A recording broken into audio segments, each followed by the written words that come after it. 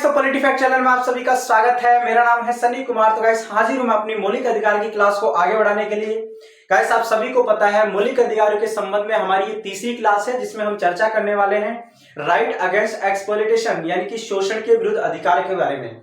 इससे पहले हमारी दो क्लासें आ चुकी हैं जिसमें हमने राइट टू इक्वालिटी और राइट टू फ्रीडम यानी समानता का अधिकार और स्वतंत्रता के अधिकार पर चर्चा की है। ठीक है, आज ये मौलिक अधिकारों के संबंध में तीसरी क्लास है जिसमें हम शोषण के विरुद्ध अधिकार के बारे में चर्चा करने वाले हैं। देखिए, हमारे भारतीय संविधान में शोषण के विरुद्ध अधिकार का उल्लेख जो संविधान के आर्टिकल में मिलता है वो आर्टिकल 23 और 24 है। ये दो ऐसे आर्टिकल हैं संविधान के अंदर जो कि शोषण पर रोकथाम की बात करते हैं। किसकी रोकथाम की? शोषण पर रोकथाम की बात करते हैं। शोषण पर रोकथाम की बात करते हैं। आज की इस क्लास के अंदर हम इन दो ही आर्टिकलों को टच करने वाले हैं, सिर्फ 23 और 24 इन दोनों ही आर्टिकलों को टच करने वाले हैं। देखिए, आप जानते हैं जो अनटचेबिलिटी है यानी कि अस्पृश्यता है, छुआछूत भेदभाव जो है, उसके बाद में हमारे भारत देश में जो सबसे बड़ी समस्या जो दिखाई देती है वो है शोषण यानी एक्सप्लॉइटेशन। और आप जानते हैं शोषण करता कौन है? जो पूंजीपति वर्ग होता है वही शोषण करता है। और करता किसका है? जो मजदूर वर्ग होता है, जो सर्वहारा गरीब वर्ग होता है ना, उसका शोषण करता है। ठीक है, आप जानते हैं पहली ऐसी कुप्रथाएं थी जो कि शोषण को बढ़ावा देती थी, जिसमें से एक प्रथा थी जिसका नाम था दास प्रथा। आप जानते हैं हमारे भारत में भी दास प्रथा रही है, विश्व के अनेक देशों में दास प्रथा रही है। ठीक है, अगर मैं बात करूं यूरोप और अमेरिका जैसे देशों की, तो वहां पर दास प्रथा का प्रचलन इतना ज्यादा रहा है कि आप देखेंगे अगर अमेरिका के संविधान में, तो अमेरिका के संविधान में दास प्रथा को खत्म करने के लिए संविधान संशोधन किया गया, वो 13वां संविधान संशोधन के तहत अमेरिका में दास प्रथा समाप्त की गई।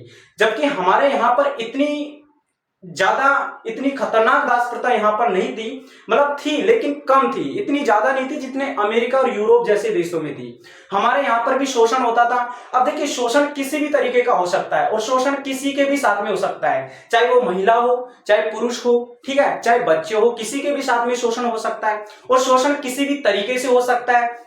मान लो किसी व्यक्ति ने, कोई अमीर वर्ग का व्यक्ति है यानी पूंजीपति है, उसने किसी मजदूर को अपने काम पर लगा लिया, ठीक है, उसको पैसा नहीं दिया तो उसका शोषण। ठीक है, अगर दिया लेकिन कम दिया तो वो भी एक शोषण हो जाता है। किसी महिला से आप काम करवा रहे हो, ठीक है, 24 में से 20-20 घंटे आप काम करवा रहे हो, ठीक है, और बदले में उसको सैलरी भी नहीं दे रहे हो, तो ये एक तरीके से शोषण हो जाता है।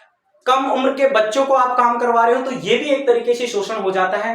देखिए, 1950 से पहले तो ये सिस्टम चला आ रहा था, 1950 से पहले तो ये सिस्टम था, लेकिन 1950 में जब भारत का संविधान बन रहा था तो मैंने कहा कि जिस तरीके से अनटचेबिलिटी यानी कि अस्पृश्यता एक समस्या थी हमारे संविधान निर्माताओं के सामने, तो उन्होंने संविधान के अंदर आर्टिकल 17 डालकर अस्पृश्यता को तो समाप्त कर ही दिया, लेकिन उसके बाद में उनके मन में एक प्रश्न था, वो यही था कि शोषण को किस तरीके से समाप्त किया जाए, क्योंकि कई सारी प्रथाएं थी, उनसे वो सब परेशान थे।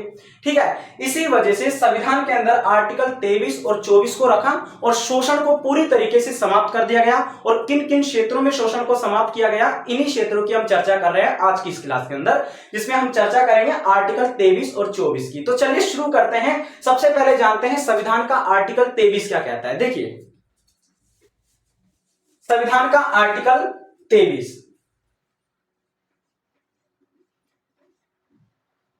देखिए संविधान का आर्टिकल 23 जो कि बात करता है मानव का दुर्व्यापार व बलात्श्रम पर रोक। क्या कहता है?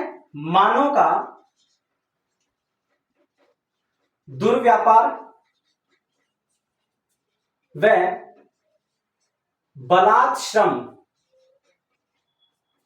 पर प्रतिषेध, रोक की जगह प्रतिषेध लिखना, ठीक है, अच्छा लगेगा, ठीक है, यूनिक लगेगा। मानव का दुर्व्यापार व बलात्श्रम पर प्रतिषेध, यानी कि देखिए, आप जानते हैं दुर्व्यापार, जो व्यापार होता है वो किसका होता है? आप जानते हैं वस्तुओं का व्यापार होता है, लेकिन हमारे देश में कुछ समय पहले क्या होता था, यानी 1950 जब देश का संविधान बना उससे पहले क्या होता था, जैसे कि मैंने कहा दास प्रथा थी, ठीक है, बेगार प्रथा थी, ठीक है, बाल श्रम प्रथा थी। ये सभी प्रथाओं ने एक तरीके से देश को पूरी तरीके से नोच कर खा लिया, ठीक है। और 1950 के बाद में तो सारी प्रथाएं क्या कर दिया, बंद कर दिया आर्टिकल 23 और 24 में। तो पहले क्या होता था, मानव को खरीदा और बेचा जाता था। जो पूंजीपति वर्ग है ना, वो गरीब व्यक्तियों का शोषण करने के लिए मानव को खरीदता था। खरीद कर विदेशों में अवैध रूप से बंदी बनाकर विदेशों में कुछ भी काम के लिए भेज देता था, अपने स्वार्थ के लिए। अपने स्वार्थ के लिए पूंजीपति वर्ग यानी जिसके पास ज्यादा पैसे होते थे वो गरीब वर्ग को खरीद लेता था, अवैध रूप से बंदी बनाकर उसे विदेशों में भेज देता था, ठीक है, या फिर खरीद कर अपने यहां काम करवाता था और बदले में उसे सिर्फ 2 वक्त का खाना देता था, या फिर कभी कभार तो पैसे ही नहीं देता था, ठीक है। तो ये पहले का सिस्टम था जो कि पूंजीपति वर्ग गरीबों का क्या करता था, शोषण करता था। तो हमारे संविधान के आर्टिकल 23 में मानव का दुर्व्यापार यानी कि मानव को जो खरीदा और बेचा जाता है, यानी मानव का जो व्यापार किया जाता है उसको पूरी तरीके से क्या कर दिया है, समाप्त कर दिया है। ये संविधान के आर्टिकल का ये पहला वर्ड है जो कि कहता है दुर्व्यापार यानी कि बुरा व्यापार। एक तरीके से जो मानव का एक तरीके से आप बुरा व्यापार करते हो ना, ये पूरी तरीके से क्या कर दिया है, समाप्त कर दिया है। यानी अब कोई भी पूंजीपति वर्ग कितना भी पैसा वाला हो अपने घर में है, ठीक है, अब पूरी तरीके से आर्टिकल 23 में दुर्व्यापार को पूरी तरीके से क्या कर दिया, समाप्त कर दिया, ठीक है। उसके बाद में जो शब्द है वो है बलात् श्रम।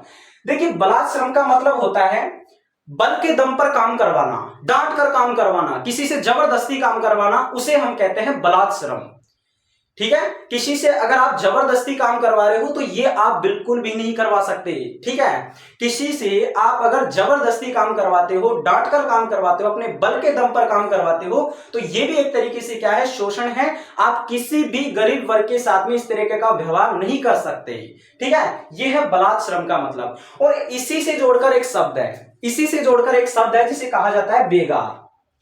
देखिए बेगार, बेगार का मतलब क्या होता है, बेगार का मतलब होता है कि आप किसी भी व्यक्ति से काम करवाते हो और उसको पूरी सैलरी नहीं देते हो, तो ये क्या हो जाता है, बेगार हो जाता है। या फिर देते हो लेकिन कम देते हो, ये क्या हो जाता है, बेगार हो जाता है। तो इस पर भी पूरी तरीके से क्या लगा दिया संविधान ने, संविधान के आर्टिकल 23 में रोक लगा दिया है, ठीक है। मानव को दुर्व्यापार यानी कि मानव को खरीदने और बेचने पर पूरी तरीके से रोक लगा दी है, ठीक है। उसके बाद में बलात् श्रम पर, ठीक है, पूरी तरीके से रोक लगा दी, और बेगार पर पूरी तरीके से रोक लगा दी कि अगर आपके यहां कोई भी व्यक्ति काम करता है तो आप उसे क्या दीजिए, पूरी सैलरी दीजिए। आप उसकी सैलरी को रोक नहीं सकते, ठीक है, कम सैलरी नहीं दे सकते। अगर आपके यहां प्रतिदिन में 400 रुपए में वो काम कर रहा है तो आप 400 रुपए ही दीजिए, आप तो 200, 250, 300 नहीं दे सकते, ठीक है। यह है बेगार पर रोक, यानी बेगार पर भी पूरी तरीके से क्या लगा दिया, रोक लगा दिया। अब आपके साथ में किसी प्रकार का इस तरीके का शोषण नहीं होगा, ये संविधान का आर्टिकल 23 कहता है। और मैं पहले भी कह चुका हूं,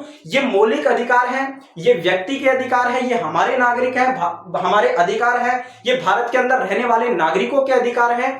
और इस संविधान सिर्फ हमें ये अधिकार ही नहीं देता, बल्कि संविधान हमें इस बात के लिए भी अलाउ करता है कि अगर हमारे इन अधिकारों को कोई भी व्यक्ति छीनता है, राज्य सरकार, केंद्र सरकार छीनती है, तो हम डायरेक्ट कहां पर जा सकते हैं, सुप्रीम कोर्ट जा सकते हैं। ये हमारा संविधान हमें अलाउ करता है कि हम डायरेक्ट सुप्रीम कोर्ट जा सकते हैं। देखिए ट्रायल कोर्ट भी जा सकते हैं, डिस्ट्रिक्ट कोर्ट भी जा सकते हैं, हाई कोर्ट भी जा सकते हैं, लेकिन संविधान ने क्या कहा है कि ये आपके मौलिक अधिकार है, यानी कि ये आपके जीवन में जरूरी अधिकार है, ये तो आपको मिलने ही चाहिए। मौलिक का मतलब क्या होता है, जो मूल रूप से जो एक तरीके से जरूरी होते हैं ना, वही मौलिक अधिकार होते हैं, तो ये तो आपको मिलना ही चाहिए, ठीक है। इसलिए संविधान ने कहा कि आप डायरेक्ट कहां पर जा सकते हो, सुप्रीम कोर्ट जा सकते हो, अगर आपके इन अधिकारों को छीनता है कोई।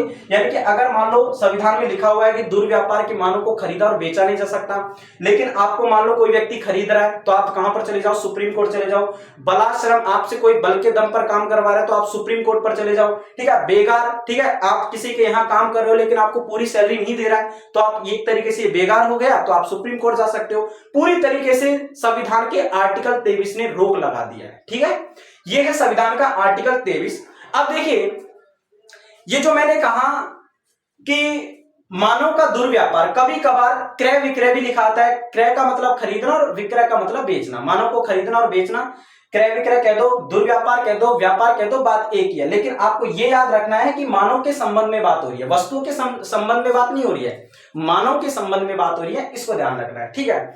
अब देखिए, ये जो मानव को खरीदा और बेचा जाता है, अगर आप न्यूज़पेपर पढ़ते हैं, जब मैं न्यूज़पेपर पढ़ता हूं ना, तो जब मानव को खरीदने और बेचने की बात आती है ना, तो वहां पर अक्सर मैं एक शब्द पढ़ता हूं, कबूतरबाजी। कबूतरबाजी यानी पिजन गेम। कबूतरबाजी जो है ना, ये शब्द जो मानव को खरीदा और बेचा जाता है ना, उसी के लिए यूज किया जाता है। अखबार में मानव को खरीदने और बेचने के संबंध में जो न्यूज आती है ना, उसको उसको कबूतरबाजी के नाम से लिखा जाता है। ठीक है, और आप देखते हैं भारत देश के अंदर अगर मैं बात करूं पंजाब की, पंजाब राज्य की, तो वहां पर कबूतरबाजी ही कहा जाता है। मानव को खरीदने और बेचने की जो ये प्रथा, इसको कबूतरबाजी ही कहा जाता है। ठीक है, तो ये बात है। अब देखिए, आप जानते हैं राजस्थान की एक प्रथा की ओर चर्चा करता हूं मैं। पहले एक प्रथा हुआ करती थी राजस्थान की, जिसका नाम है सागड़ी प्रथा। सागड़ी प्रथा, और कुछ स्थानीय जो निवासी हैं उसे हाड़ी प्रथा के नाम से भी जानते हैं। ठीक है, सागड़ी प्रथा कह दो, हाड़ी प्रथा कह दो, या फिर बंधुआ श्रमिक प्रथा कह दो, बात एक ही है। ध्यान रखना, सागड़ी प्रथा कह दो, बंधुआ प्रथा कह दो, या फिर बंधुआ श्रमिक प्रथा कह दो, या फिर हाड़ी प्रथा कह दो, बात एक ही है। इस प्रथा में क्या होता है, इस प्रथा में क्या होता है कि जो पूंजीपति वर्ग होता है, जब वो किसी भी गरीब वर्ग को पैसे उधार देता है, तो बदले में या तो उस व्यक्ति को या फिर उसके परिवार के किसी सदस्य को नौकर के रूप में रखता है। यानी कि जब तक उसका कर्जा चुक नहीं जाता है तब तक वो क्या करता है, नौकर के रूप में उस व्यक्ति को रखता है। या तो उस व्यक्ति को रखेगा जिसको उसने कर्जा दिया है, ठीक है, या फिर उसके परिवार के किसी सदस्य को वो क्या कर लेगा, नौकर के रूप में रख लेगा, और तब तक काम करवाएगा जब तक उसका कर्जा चुक नहीं जाता है। तो ये क्या है, ये एक तरीके से बंधुआ श्रमिक है। ये एक तरीके से राजस्थान की प्रथा है जो पहले चलती थी। मैं आपको याद दिला दूं, 1976 में हमारी संसद ने एक कानून पारित किया था जिसका नाम था बंधुआ श्रमिक अधिनियम। क्या नाम था, बंधुआ श्रमिक अधिनियम। बंधुआ श्रमिक अधिनियम, इस कानून के तहत पूरी तरीके से इस बंधुआ प्रथा पर पूरी तरीके से क्या लगा दिया, रोक लगा दिया। ये जो बंधुआ श्रमिक प्रणाली है ना, या फिर हाड़ी प्रथा, सागड़ी प्रथा आप कह सकते हैं, इस पर पूरी तरीके से रोक लगा दिया। और ये सिर्फ राजस्थान में ही प्रचलित नहीं थी, ये पूरे भारतवर्ष में प्रचलित थी, लेकिन राजस्थान में मुख्य रूप से इस प्रथा का ज्यादा प्रचलन था, राजस्थान में ज्यादा होता था। इसीलिए राजस्थान में मुख्यतः इस प्रथा का अधिकतर हमें देखने को मिलता है। राजस्थान में सबसे ज्यादा इस प्रथा का प्रचलन हमें देखने को मिलता है। ठीक है, वैसे पूरे भारत में था। जब 1976 में बंधुआ श्रमिक अधिनियम बनाया गया, तो पूरे भारत से ही हमने एक तरीके से जो बंधुआ श्रमिक जो प्रथा थी, ये जो सागड़ी प्रथा थी, जो हाड़ी प्रथा थी, इसको पूरी तरीके से समाप्त कर दिया। यानी कि अब कोई भी पूंजीपति वर्ग किसी गरीब व्यक्ति को खरीद नहीं सकता, और इस आधार पर नहीं खरीद सकता कि उसने क्या दिया, उसको कर्जा दिया है। भाई, कर्जे के बदले में ऐसा थोड़ी ना कि आप किसी व्यक्ति को कर्जा दोगे, ठीक है, और वो व्यक्ति कर्जा चुकाने में एक तरीके से समर्थ नहीं है, तो आप उसे नौकर के रूप में काम करवाओगे, ऐसा थोड़ी ना होता है। ये पूरी तरीके से संविधान ने 1976 में बंधुआ श्रमिक अधिनियम के तहत पूरे भारत में क्या लगा दिया, रोक लगा दिया है। ठीक है, इस कानून को ध्यान रखना, 1976 का बंधुआ श्रमिक अधिनियम। ठीक है, ये है संविधान का आर्टिकल 23। उम्मीद है अच्छी तरीके से समझ में आया होगा। अब मैं आता हूं संविधान के आर्टिकल 24 पर।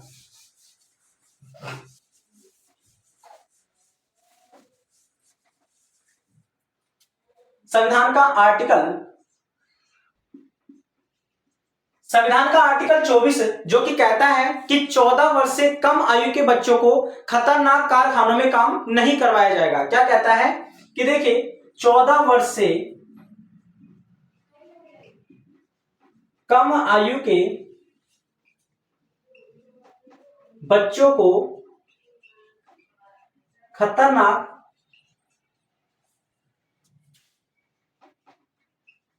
कारखानों में काम नहीं करवाया जाएगा। यानी कि आर्टिकल 24 बाल श्रम पर पूरी तरीके से क्या लगाता है, रोक लगाता है कि 14 वर्ष से कम आयु के बच्चों को खतरनाक कारखानों में काम नहीं करवाया जाएगा। यानी कि ऐसे बच्चे जिनकी उम्र 14 वर्ष है या फिर इससे कम है, ऐसे बच्चों को कारखानों में काम नहीं करवाया जाएगा। ये संविधान का आर्टिकल 24 कहता है। देखिए, आर्टिकल 24 में जो लाइन लिखी हुई है वो ये लिखी हुई है कि 14 वर्ष से कम आयु के बच्चों को खतरनाक कारखानों में काम नहीं करवाया जाएगा। आर्टिकल 24 में जिस शब्द का उल्लेख किया गया है वो है कारखाना। ठीक है, लेकिन आप जानते हैं जो वर्तमान की कानून व्यवस्था है वो तो सभी प्रकार के बाल श्रम पर रोक लगाती है। ठीक है, वर्तमान की कानून व्यवस्था ने तो सभी प्रकार के बाल श्रम पर रोक लगा रखी है। फिर वो चाय की थड़ी पर जो बच्चे काम करते हैं उस पर रोक हो, या फिर जो घर में बच्चे काम करते हैं उस पर रोक है, सभी प्रकार के बाल श्रम पर वर्तमान का कानून क्या करता है, रोक लगाता है। भले ही आर्टिकल 24 में कारखाने का ही उल्लेख है, भले ही संविधान के आर्टिकल 24 में कारखाने का ही उल्लेख है, लेकिन वर्तमान की कानून व्यवस्था सभी प्रकार के बाल श्रम पर क्या लगाती है, रोक लगाती है। ठीक है, अब देखिए, अब मैं उन कानूनों की चर्चा करता हूं जिनके माध्यम से हमारी संसद ने इन सभी प्रकार के शोषणों पर क्या लगाई है, रोक लगाई है। ठीक है, कौन कौन से वो कानून हैं, लगभग 5-6 कानून हैं। ठीक है, कौन कौन से हैं? पहला कानून है कारखाना अधिनियम, कारखाना अधिनियम जो कि बना था 1948 में। कारखाना अधिनियम कब बना? 1948 में बना। ये मैं अधिनियम इसीलिए आपको बता रहा हूं क्योंकि एग्जामों के अंदर काफी ज्यादा इन अधिनियमों को पूछा जाता है कि कारखाना अधिनियम कब बना, ठीक है, या फिर कारखानों में काम के लिए जो रोक लगाई गई वो किस अधिनियम के तहत लगाई गई। ऐसे कई प्रकार के प्रश्न बन जाते हैं। ठीक है, इसलिए मैं इन अधिनियम की चर्चा कर रहा हूं। उसके बाद में दूसरा जो अधिनियम बना वो बना बगान श्रम अधिनियम, बगान श्रम अधिनियम जो कि कब बना? 1951 में बना। ठीक है, उसके बाद में तीसरा कानून बना खान अधिनियम, खान अधिनियम जो कि कब बना? 1952 में बना। उसके बाद में जो तीसरा कानून बना जिसकी हमने चर्चा कर ली है, जिसका नाम है बंधुआ श्रमिक अधिनियम, बंधुआ श्रमिक अधिनियम, यानी कि कर्ज के बदले काम करवाना, इसे कहा जाता है बंधुआ श्रमिक। ठीक है, तो बंधुआ श्रमिक अधिनियम के तहत जो कर्ज के बदले काम करवाया जाता है उसको पूरी तरीके से क्या कर दिया, समाप्त कर दिया। कब किया? 1976 में। संसद ने जो पारित किया 1976 में किया। ठीक है, उसके बाद में जो पांचवा अधिनियम है वो है बाल श्रम अधिनियम, जो बच्चों से काम करवाया जाता है। इस अधिनियम के तहत बाल श्रम पर पूरी तरीके से क्या लगा दी, रोक लगा दी। ये कब बना? 1986 में। ठीक है, ये कुछ अधिनियम थे जिनके तहत हमारी संसद ने क्या किया है, सभी प्रकार के शोषणों पर रोक लगा दी है। चाहे वो कारखानों में काम की बात हो, या फिर बागानों में काम की बात हो, या फिर खानों के अंदर काम की बात हो, या फिर बंधुआ श्रमिक यानी कर्ज के बदले जो काम करवाया जाता है उसकी बात हो, या फिर बच्चों से काम करवाने की बात हो। इन कानूनों के माध्यम से सभी प्रकार के बाल श्रम पर क्या लगा दी है, रोक लगा दी है। ठीक है, तो इसी के साथ हमारी ये क्लास समाप्त होती है। आज की इस क्लास के अंदर हमने 2 आर्टिकलों को टच किया है, आर्टिकल 23 और 24 को। ठीक है, इससे जो आने वाली नेक्स्ट क्लास है उसके अंदर हम चर्चा करेंगे right to freedom of religions, यानी कि धार्मिक स्वतंत्रता के अधिकार के बारे में। ठीक है, तो मिलते हैं नेक्स्ट क्लास के अंदर, तब तक के लिए जय हिंद, जय Bharat, take care, bye bye.